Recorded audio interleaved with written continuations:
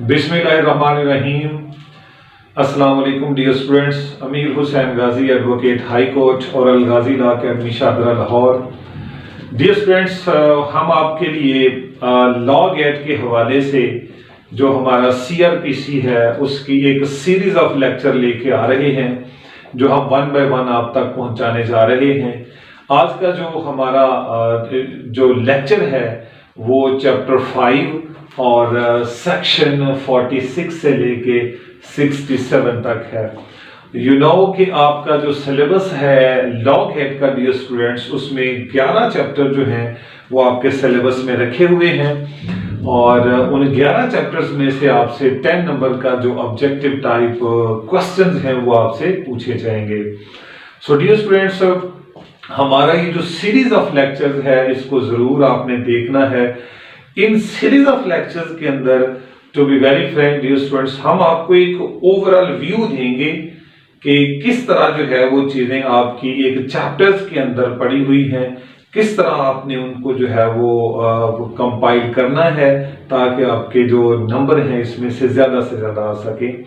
और एक बात अच्छी तरह याद रखनी है, हमारे ये लेक्चर्स जो हैं वो किसी भी तरह के जो हमारा ADPP का एग्जाम है, जो किसी भी तरह का हमारा आगे सिविल जज का एग्जाम है, DDPP का है, उनके बारे में नहीं है। क्योंकि हम यहाँ पे सिर्फ और सिर्फ लॉ गेट के स्टूडेंट को थोड़ा गाइड करने जा रहे हैं, तो ये इन डेप्थ जो है वो लेक्चर जो स्टूडेंट्स आपको उस वक्त ही अवेलेबल हो सकता है जब आप हमारी जो ऑनलाइन जो फिजिकल क्लास है उसको ज्वाइन करते हैं। जो हमारे दूर के स्टूडेंट्स हैं डियर स्टूडेंट्स, वो भी हमारी ऑनलाइन जो सेशन है उसको ज्वाइन कर सकते हैं। हम उनको एक बहुत अच्छा जो है वो लॉ गेट का जो पैकेज है वो देने जा रहे हैं। So one by one dear students, हम तमाम जो चैप्टर्स हैं CRPC को उनको डिस्कस करेंगे। सो यू नो कि हम आज जो है वो चैप्टर 5 और सेक्शन 46 से 47 जो कि आपके लॉ गेट के अंदर मौजूद हैं उसको देखने के लिए जा रहे हैं।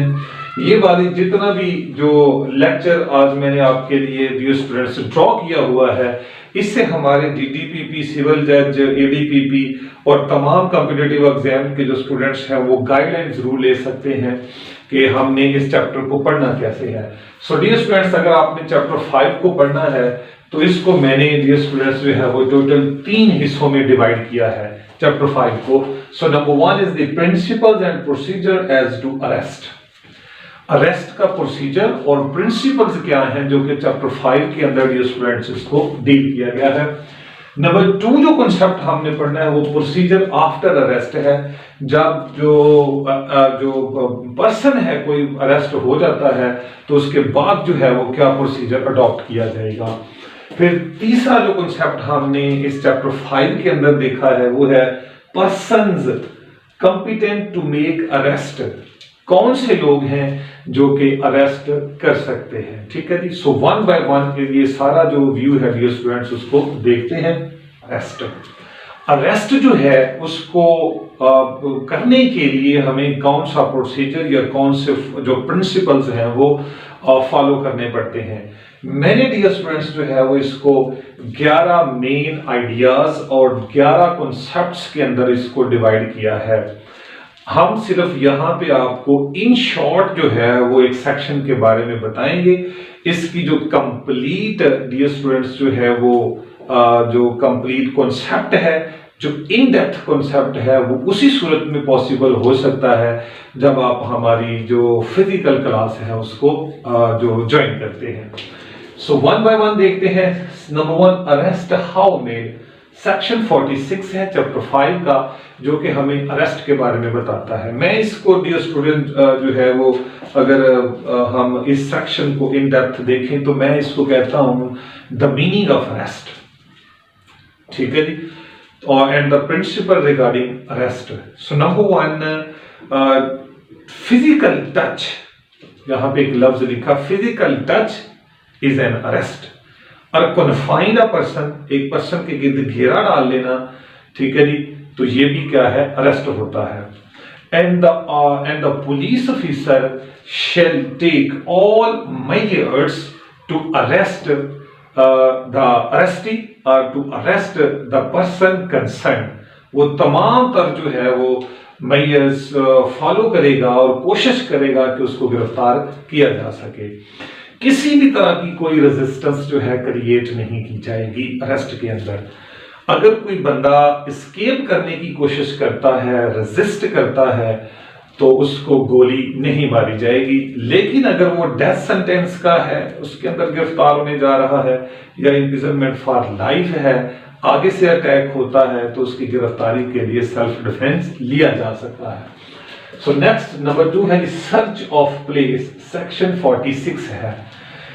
अगर कोई पुलिस ऑफिसर किसी जगह पे, किसी घर में, किसी हवेली में, किसी बिल्डिंग में, टेंट में, वेसल में, कहीं पे भी जाता है किसी को गिरफ्तार करने के लिए, तो जो उस जगह का इंचार्ज है, जो ऑक्युपायर है, जो ओनर है, वो पुलिस के साथ हर तरह का ताउन करेगा।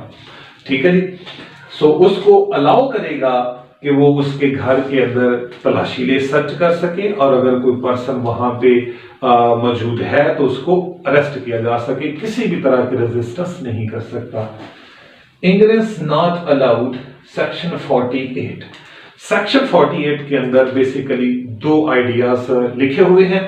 Number 1, where the incharge of the building house tent vessel, owner of the building tent house and vessel, and in charge of the building tent and house and vessel not allow the police officer to enter into the place, then the police can break open the doors and the windows to arrest the concerned person। अगर घर का जो मालिक है या घर का जो ऑक्युपेंट है या घर में मौजूद है, वो किसी पुलिस को किसी भी तरह की कोई इजाजत नहीं देता अंदर आने की, तो पुलिस ऑफिसर जो है वो तमाम दरवाजे खिड़कियां तोड़ के अंदर जा सकते हैं और कंसर्न पर्सन को गिरफ्तार कर सकते हैं। दूसरा कॉन्सेप्ट 48 के अंदर जो मौजूद है वो पर्दा नशीन लेडी के बारे में है। अगर कोई वहां पे पुलिस सर्च करने जा रही है, जो कि पर्दा नशीन लेडी वहां पे मौजूद है, तो पर्दा नशीन लेडी को जो है वो नोटिस दिया जाएगा कि वो साइड पे हो जाए, ताकि जो सर्च है, जो अरेस्ट है, वो की जा सके। नेक्स्ट है dear students, break open doors and windows for liberation 49। ये क्या है सेक्शन डियर स्टूडेंट्स? अगर पुलिस ऑफिसर किसी घर में दाखिल हो गई है, ठीक है, लेकिन घर वालों ने दरवाजे और खिड़कियां बंद कर दिए हैं, उनको बाहर निकलने नहीं दे रहे, तो पुलिस ऑफिसर के पास ये पावर है कि to break open all the doors and all the windows for liberation. घर से निकलने के लिए वो तमाम दरवाजे और खिड़कियां तोड़ सकते हैं। Know unnecessary restaurant, section 50। ये भी एक अरेस्ट का असूल है कि किसी पर्सन को उतना ही जो है वो अरेस्ट में रखा जाएगा जितना कि जरूरी है। इससे ज्यादा जो है वो अननेसेसरी रेस्ट्रेंट नहीं की जाएगी। अनलॉफुल या इलीगल कन्फाइनमेंट या रेस्ट्रेंट नहीं की जा सकती। Search of arrested person, section 51 बहुत मशहूर है, जिसको जामा तलाशी भी कहते हैं। जो भी पर्सन डियर स्टूडेंट्स अरेस्ट होगा, सबसे पहले उसकी तमाम तरह की सर्च होगी। ठीक है जी। उसकी डिसेंसी को जो है वो मलहूज रखा जाएगा और उससे बरामद होने वाली तमाम चीजें जो हैं उनकी लिस्ट बनाई जाएगी और उनको सेफ कस्टडी में रखा जाएगा, जिनकी बाद में सुपुर्दगी दी जा सकती है। सर्च ऑफ वुमेन 52, सेक्शन 52 जो है वो सर्च ऑफ वुमेन के बारे में है कि वुमेन को सर्च करने के लिए वुमेन पुलिस ऑफिसर ही होगी और वो वुमेन की डिसेंसी का ख्याल रखेगी। सीजिंग ऑफ ऑफेंसिव वेपन्स 53, अगर कोई बंदा किसी जगह पे कोई सर्च हुई है, किसी जगह पे कोई बंदा अरेस्ट हुआ है, उससे मिलने वाले तमाम जो ऑफेंसिव वेपन्स हैं पुलिस उनको अपनी कस्टडी में लेगी और उनको जो है वो अदालत के अंदर पेश कर दिया जाएगा जब भी वो मतलूब होंगे। आगे deputing of subordinate to arrest 56, section 56 जो है वो इस बात को हाईलाइट कर रहा है कि अगर फर्ज करें कोई इन्वेस्टिगेशन में कोई आईओ मुकर्रर है और उसका रैंक एक्सपोज कर लें कि वो सब इंस्पेक्टर के बराबर है, अब वो अपनी किसी इलनेस या अपनी किसी मसरूफियत या अपनी किसी इमरजेंसी की वजह से अवेलेबल नहीं है, तो वो अपने किसी भी सबॉर्डिनेट को ये इन रिटन लिख के दे सकता है कि आप मेरे भी हाथ पे आप उस बंदे को अरेस्ट कर लें। तो जो ऑफिसर वहां पे जाएगा अरेस्ट करने के लिए, तो वो जिस पर्सन को अरेस्ट करने लगेंगे उनको ये ऑर्डर दिखाएंगे कि भाई वो बंदा जो था वो ऑथोराइज था, उसने आगे हमें जो है वो डिप्यूट किया है, और अगर वो चाहेगा तो उसको अरेस्ट वारंट शो कर दिया जाएगा। नेक्स्ट है refusing to give name and residence, section 57। अगर हम सेक्शन 57 को डियर स्टूडेंट्स देखते हैं तो वहां पे ये बात जो है वो मेंशन है कि अगर कोई बंदा जो है वो ऑफेंस कमिट करता है और पुलिस उससे उसका जो नेम एंड रेजिडेंस पूछती है और वो उससे रिफ्यूज करती है, तो पुलिस उसको अपनी कस्टडी में ले सकती है। और अगर वो बाद अज़ां कोई अपनी नेम और रेजिडेंस के बारे में जो है वो बता देता है, तो पुलिस जो है वो उसको रिलीज कर सकती है। ऐसे बंदे को जो है वो बाद अज़ां मैजिस्ट्रेट के पास भी पेश किया जा सकता है अगर उसके खिलाफ कोई सफिशिएंट एविडेंस मौजूद है, ठीक है, तो ये रिमांड के लिए भी पेश किया जाएगा। Next dear pursual and retaking, section 58, 66 and 67।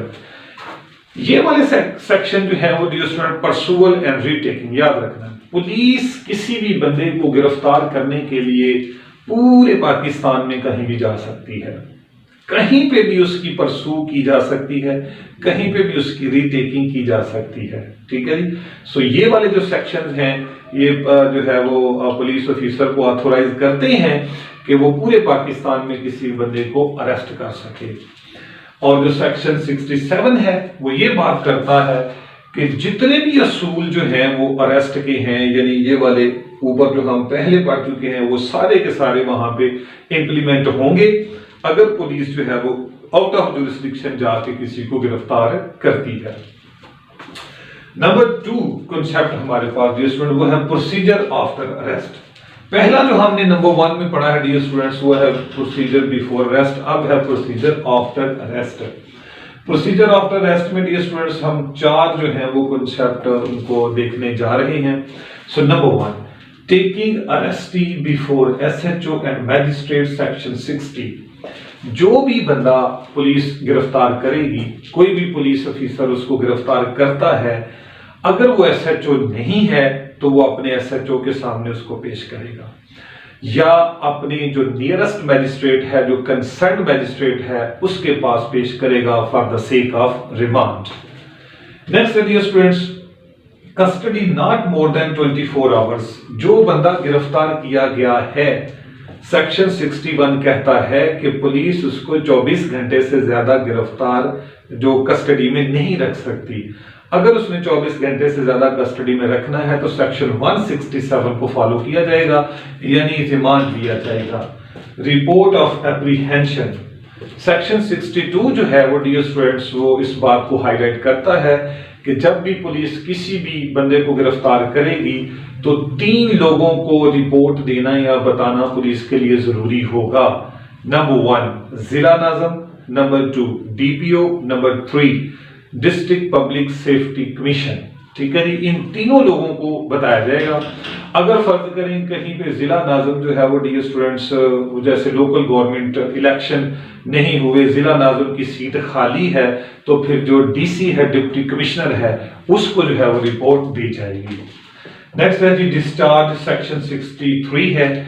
अगर मैजिस्ट्रेट के सामने पेश किया हुआ बंदा जिसको हमने अरेस्ट किया, मैजिस्ट्रेट के सामने पेश किया और मैजिस्ट्रेट समझता है कि there is no sufficient evidence available the person, then the magistrate has the power to discharge such person.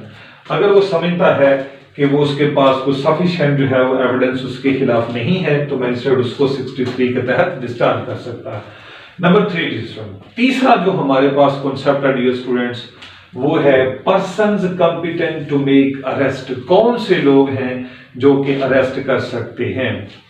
तो नंबर 1 है the by any police officer, section 54। ये है अरेस्ट विदाउट वारंट, भी से इस सेक्शन को कहते हैं।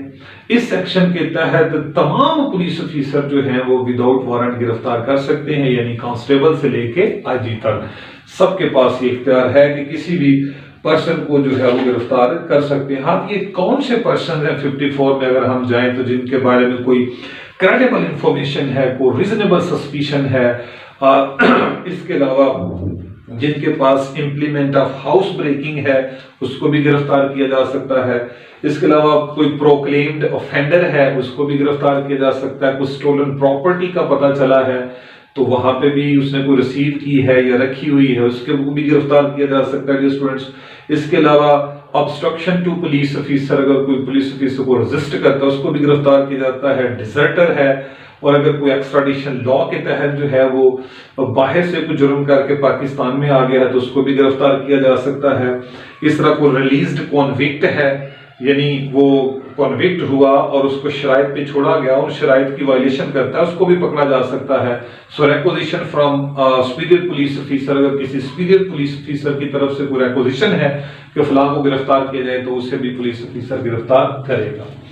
नेक्स्ट है जी arrest by the SHO section 55। Section 55 में सिर्फ एसएचओ को, officer in charge of police officer को ऑथराइज किया है कि वो अरेस्ट कर सके। अब वो किन लोगों को जो है वो डियर स्टूडेंट्स अरेस्ट कर सकता है, वो सेक्शन को हम पढ़ें तो वो कहता है कंसील हिज प्रेजेंस, ठीक है, having no ostensible means of subsistence, give no sufficient account of himself, habitual offender, habitual house breaker, ठीक है जी, and the habitual receiver of stolen property. तो ऐसे लोगों को जो एसएचओ है वो गिरफ्तार, वैगाबॉन्ड्स जिनको कहा जाता है वो गिरफ्तार कर सकता है। बाय प्राइवेट पर्सन 59 जो सेक्शन है वो ये कहता है कि प्राइवेट पर्सन भी जो है वो गिरफ्तार कर सकता है। अब प्राइवेट पर्सन 59 के तहत किन लोगों को गिरफ्तार कर सकता है, जिन्होंने नॉन बेलेबल ऑफेंस किया है और जिन्होंने कॉग्निजेबल ऑफेंस किया है, जो कि इश्तिहारी हैं, प्रोक्लेम्ड ऑफेंडर हैं। इनको प्राइवेट पर्सन पकड़ के नियरेस्ट पुलिस स्टेशन के पास ले जाएगा, उनके हवाले कर देगा, उसकी गिरफ्तारी जो है वो डाल देंगे। बाय मैजिस्ट्रेट, अगर सेक्शन 64 एंड 65 ये बात करते हैं कि अगर जो किसी जगह के ऊपर जो मैजिस्ट्रेट है उसके सामने जो है वो कोई ऑफेंस कमिट होता है तो वो उस बंदे को जो है वो गिरफ्तार करवा सकता है। सो ये थी arrest by the magistrates. So dear students, ये था हमारा आज का लेक्चर जो हमने चैप्टर 5 अरेस्ट के बारे में इन शॉर्ट जो है वो आपको वेरी प्रिसाइजली और सुमेरली आप तक जो है वो डियर स्टूडेंट्स पहुंचा दिया है। ये हमने डियर स्टूडेंट आपको एक स्केच दिया है, आप इसको तैयार कर सकते हैं। मजीद इसकी डेप्थ जो है, मजीद एक एक चीज की जो गहराई है वो इंशाल्लाह जब आप कभी हमारी एडीपीपी, डीडीपीपी, सिविल जज, लॉ गेट की क्लास जो है वो अटेंड करेंगे तो इंशाल्लाह उल अजीज आपको उसका पूरे का पूरा हक जो है वो अदा किया जाएगा। So thank you so much dear students. अगर आपको आज का हमारा अरेस्ट का लेक्चर जो है वो पसंद आया है तो हमारा चैनल भी सब्सक्राइब करें, लोगों से भी करवाएं और इसको लाइक भी किया करें, शेयर भी किया करें। Thank you so much. अस्सलाम वालेकुम वरहमतुल्लाहि वबरकातुहू।